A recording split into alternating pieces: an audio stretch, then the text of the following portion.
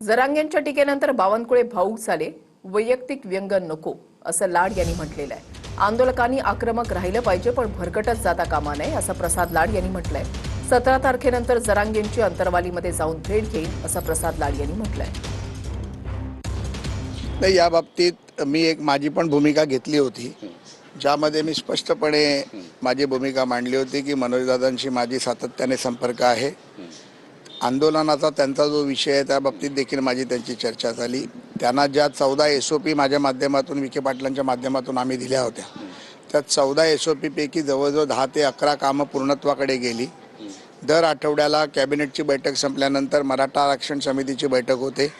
त्यामध्ये मनोजदादांच्या केलेल्या मागण्या आणि मराठा समाजांच्या मागण्यांवरती सातत्याने चर्चा होते.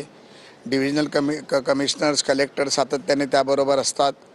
ज्या पद्धतीमध्ये त्यांचा सन्माननीय बावनकुळे साहेबांच्या बद्दलचा जो गैरसमज होता त्याबद्दल देखील मी त्यांच्याशी बोलून तो गैरसमज दूर करण्याचा प्रयत्न केलेला आहे. त्यामुळे मला असं वाटतं की मनोजदादांचे बरेचसे निर्णय आम्ही पूर्णत्वाकडे नेतो आहोत. समाजाला न्याय देण्याचा माझा देखील प्रयत्न आहे आणि तो सातत्याने आम्ही करत राहणार आहोत.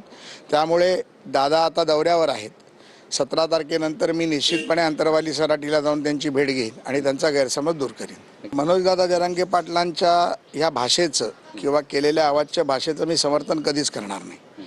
या बाबतीत देखील याच्या अगोदर माझा त्यांचा अनेकदा वाद देखील झाला आणि त्या वादानंतर आमची चर्चा झाली आणि नंतर मी त्यांना एकच गोष्ट सांगितली होती, कोणाबद्दल वैयक्तिक व्यंग टीका, कोणाच्या आया बहिणीवरनं टीका करणे योग्य नाही. जरांगे पाटील आक्रमक होता असं दिसतं चित्र. नाही, ते आक्रमक नेहमीच असतात आणि आंदोलनकर्त्याने आक्रमक राहायला पाहिजे, पण आक्रमकता ही त्याच्या विषयाला धरून राहिली पाहिजे. ती आक्रमकता कुठे भरकटत गेली नाही पाहिजे ही माझी विनंती त्यांना राहील. नक्कीच. धन्यवाद तुमच्याशी बातचीत केल्याबद्दल. कॅमेरा पर्सन योगेश गुरवसह गिरीश गायकवाड, TV9 मराठी, मुंबई.